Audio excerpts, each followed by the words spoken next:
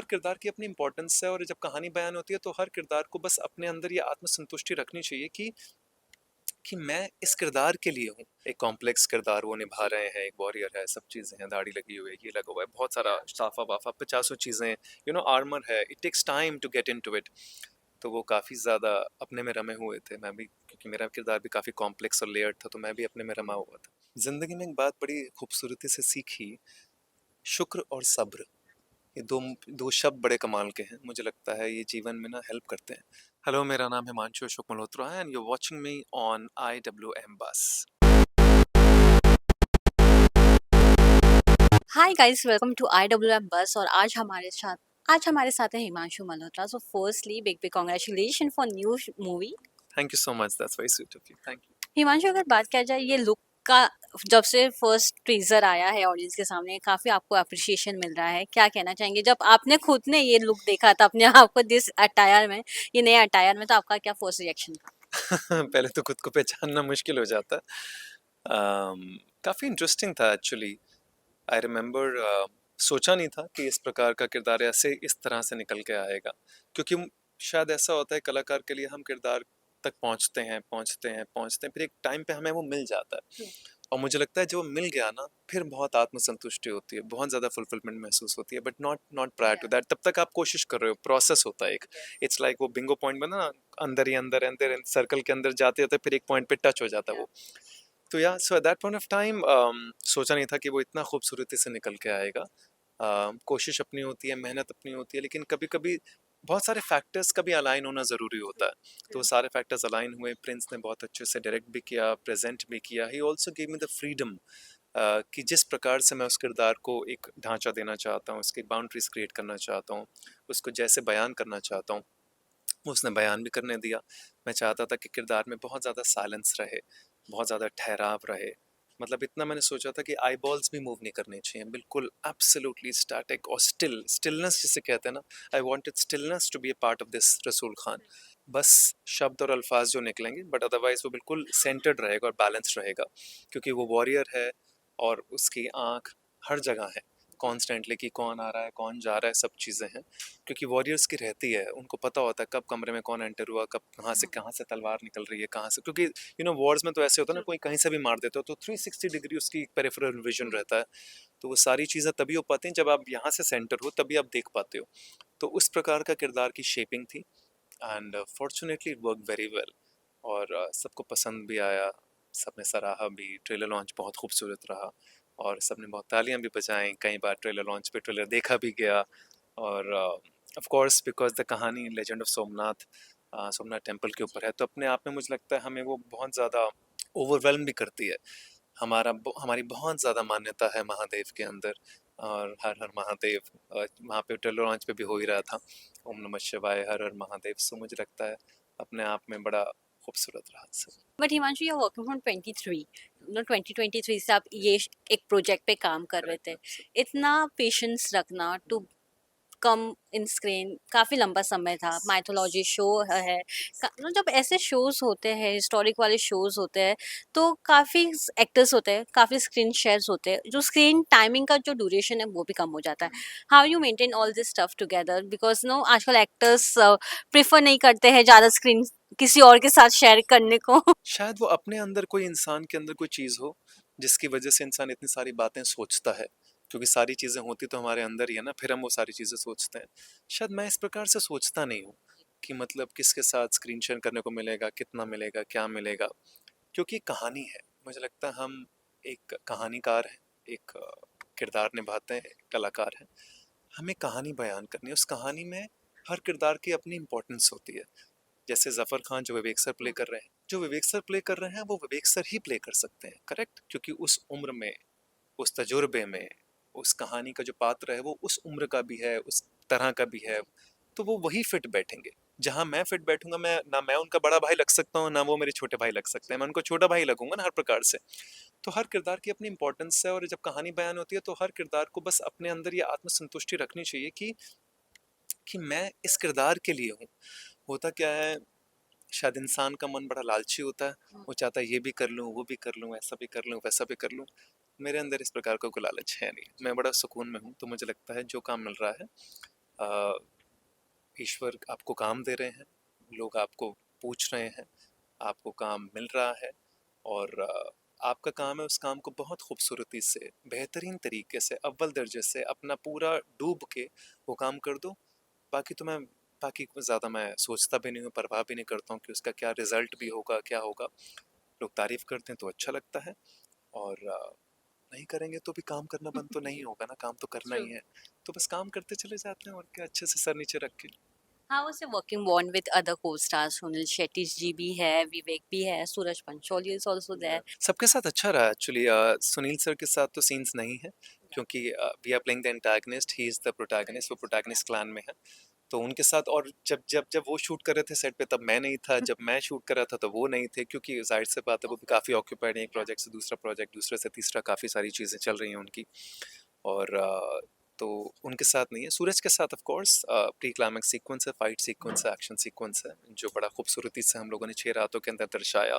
पूरी रातें जागने पड़ा, बड़ा मुश्किल होता है, रातें जागना बहुत मुश्किल है, खासकर मुझ जैसे इंसान के लिए जो सुबह 4:30-5 बजे उठता है और रात को 9 बजे सो जाता है। तो it was very very difficult, but then I think काम तो काम है। और वो हम न्यू ईयर्स के आसपास शूट करे थे, मुझे याद है अराउंड 25 दिसंबर के आसपास शुरू किया हम लोगों ने। 7 nights we shot back to back in Karjat. So action sequences थे तो ध्यान रखना पड़ा, ख्याल रखना पड़ा कि चोट ना लगे किसी को, क्योंकि उन्हें एक लम्हे में पता नहीं लगता कि हल्का सा मूवमेंट इधर उधर होता है, कहीं कुछ लग ना जाए, हाथ पे ना लग जाए, पैर पे ना लग जाए, फेस पे ना लग जाए। तो वो he was also very very sweet, Suraj was also very sweet, he was also taking care, I was also taking care कि सब ठीक रहे। बाकी विवेक सर के साथ भी इट वाज नाइस, क्योंकि विवेक सर के साथ, क्योंकि मुझे ऐसा लगता है कि ऑफ कोर्स एक कॉम्प्लेक्स किरदार वो निभा रहे हैं, एक वॉरियर है, सब चीज़ें हैं, दाढ़ी लगी हुई है, ये लगा हुआ है, बहुत सारा साफा वाफा, 50 चीज़ें, आर्मर है, it takes time to get into it. तो वो काफ़ी ज़्यादा अपने में रमे हुए थे, मैं भी, क्योंकि मेरा किरदार भी काफ़ी कॉम्प्लेक्स और लेयर्ड था, तो मैं भी अपने में रमा हुआ था। और बीच में थोड़ी बहुत बातचीत हुई, थोड़ा बहुत उनको अपने मेकअप मैन के साथ लगा रहते थे, कुछ कुछ फन चलता रहता था हल्का फुल्का, तो I used to keep watching. And then set पे फिर हम लोग मिलते थे और फिर उसके बाद ऑफ कोर्स एक्शन और कट के बीच में then we became brothers, that's what an artist is. Action और कट में हम बिल्कुल ऐसे बॉन्ड हमारा बन जाता था बड़ा खूबसूरती से, और फिर वो अपने में रम जाते थे, मैं अपने में रम जाता था। अब आप एक और नए वेब शो में आ रहे हैं, राणा नायडू। सीजन 2। काफी लोगों को इंतजार है ये सीजन 2 को लेकर, जो सीजन 1 में ट्विस्ट लेकर आया था। जब आपको सीजन 2 का ऑफर था आया, जब स्क्रिप्ट पढ़ा, आपका एक्साइटमेंट कितना डबल था? राणा नायडू के लिए स्क्रीन टेस्ट गया था मेरा, कास्टिंग पे अनमोल अनमोल वहाँ पर है, so thank you to him also. मैं उनसे मिला था, राणा नायडू का जब मैंने टेस्ट मिला था उससे कुछ 8-10 महीने पहले मिला था, मैंने कहा था कभी कुछ हो तो आप बताइएगा। It is very sweet, he said जब समय आएगा तो बताऊंगा। तो 8-10 महीने के बाद उनका फ़ोन आया था मेरे पास और उन्होंने कहा ऐसे ऐसे है। और तब तक मैंने शायद राणा देखा भी नहीं था, मुझे याद है। फिर उनका आया, फिर टेस्ट हुआ, तो फिर तैयारी में जुट गए, फिर सारा पूरी सीरीज़ देखी और सारी चीज़ें देखी, and it was a very big series, it is still a very big series. सब हैं मुझे लगता है, राणा सर हैं ऑफ कोर्स, सुरवीन है, Abhishek Banerjee, Sushant Singh, Arjun Rampal, Dino Morea, I am there, Kriti Kharbanda हैं, हम लोग हस्बैंड वाइफ प्ले कर रहे हैं, देन रजत कपूर, तनुज वरवानी, काफ़ी सारे लोग। And I think it's a blessing to be a part of such a big show. I am thankful to Karan Anjuman sir, the writer and creator. और मुझे याद है जब मैंने टेस्ट दिया था, एक ही बार टेस्ट हुआ था मेरा राणा का, और उसके बाद फिर उन्होंने 2 महीने तक वो वेट लिस्ट में था कि we will tell you, you are short listed, we will tell you. I said okay, no problem. तो हो गया। फिर उसके बाद 2-2.5 महीने के बाद फिर एक दिन मैं करण सर से अचानक से किसी रेस्टोरेंट में बम्प इन हुआ, तो the first thing he said, Himanshu, lovely audition, lovely screen test. तो मुझे लगता है अच्छा लगा ये सुन के कि जैसे मैंने पहले भी कहा है कि हमारे पास हमारी कला हुनर यही है, और जब वो अव्वल दर्जे का निकल के आता है और लोगों को पसंद आता है, तो वो अच्छा है, खुद को भी अच्छा महसूस होता है कि आप उसके लिए डिजर्विंग हो, आप उसके लिए योग्य हो, काबिल हो, और उस काबिलियत पे आपको सारी चीज़ें मिल रही हैं, तो अच्छी बात है, फील्स गुड। वो स्टार कास्ट के साथ काम करके कितना मजा आया? बिकॉज आई एम श्योर उसमें कई सारे ट्विस्ट और टर्न्स होंगे, और वो जब वो ट्विस्ट एंड टर्न जब शॉर्ट होता है, जो एज एन एक्टर जब आप वो शूट करते हो, वो मोमेंट कैसा होता है? कितनी जाहिर सी बात है, कास्ट तो बहुत ही बड़ी है, सब बहुत ही वार्म्थ, कॉर्डियल, अच्छे, मतलब they were very very sweet and very nice. बाकी और तो बहुत सारी बातें होंगी राणा की अगले 15 दिनों के बाद मुझे लगता है, तो एक आई बार नो। केसरी वीर अभी रिलीज हो रही है, उसके बारे में थोड़ी बातचीत कर लेते हैं, उसके बाद तो राणा ही रहा। कितना लकी फील होता है when I as an artist जब दो प्रोजेक्ट एक साथ रिलीज हो रहे हैं आगे पीछे। नो, एक सब्र होता है पहले कि आपको वेट करना है, सब्र करते रहना है, और फिर सडनली दो सरप्राइज ऑडियंस के सामने आएगी बैक टू बैक, और वो रिएक्शन कैप्चर करना, नर्वसनेस भी होती है। अम, जिंदगी में एक बात बड़ी खूबसूरती से सीखी, शुक्र और सब्र, ये दो दो शब्द बड़े कमाल के हैं। मुझे लगता है ये जीवन में ना हेल्प करते हैं कि एक तो being thankful for what ever God is giving you, चाहे वो इतना सा है या बहुत बड़ा है, हर सिचुएशन में, और सब्र। क्योंकि अगर आपको काम करना है, आपको उस काम में डूब के काम करना है, तो मुझे लगता है सब्र बड़ा ज़रूरी है। सो आई एम ओके, मुझे कोई जल्दबाजी नहीं है किसी प्रकार की, ना कहीं पहुंचना है, ना कोई रेस मुझे दिखती है, ना उस रेस में मुझे अव्वल आना है या फर्स्ट आना है या सेकंड आना है। मेरा मेरा उनसे कोई लेना देना नहीं है। मुझे लगता है मैं बस काम, मुझे अच्छा लगता है एक्टिंग करना, फिर वो चाहे सीन वर्क्स हों, चाहे प्रैक्टिसेस हों। पिछले 2-3 सालों से, 3-4 सालों से मल्टीपल वर्कशॉप्स की गई हैं, मल्टीपल ट्रेनिंग्स हुई हैं, बहुत सारी चीज़ों को अनलर्न किया है जो टेलीविजन में सीखी हम लोगों ने, क्योंकि पैटर्न्स बन जाते हैं कर करके।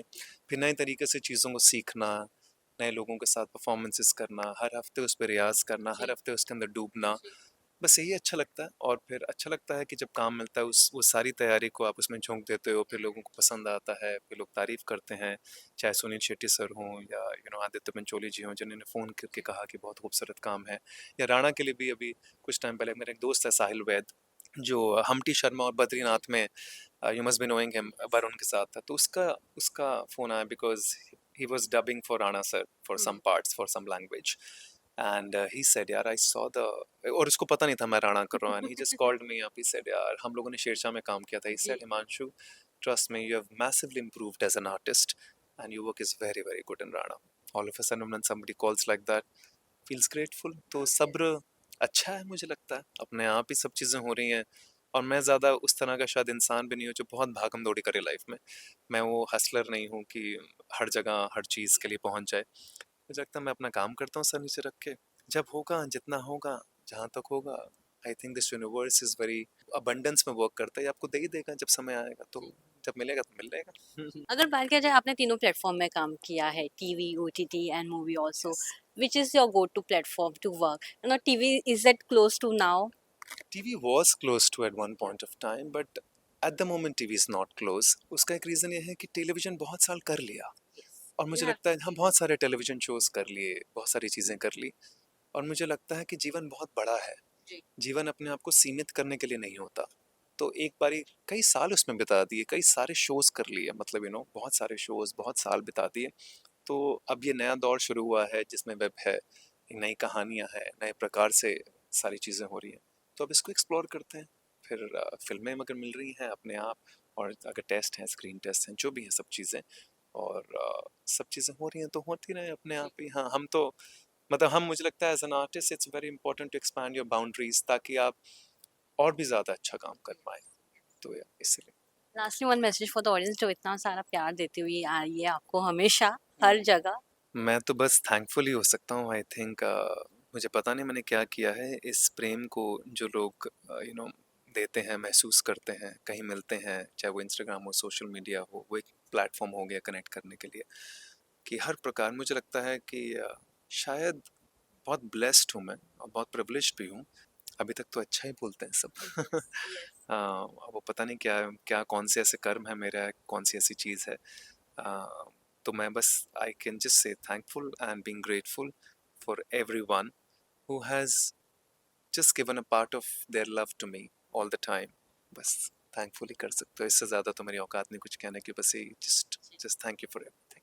Thank you Himanshu for giving a precious time and all the best. Thank you so much, thanks a ton.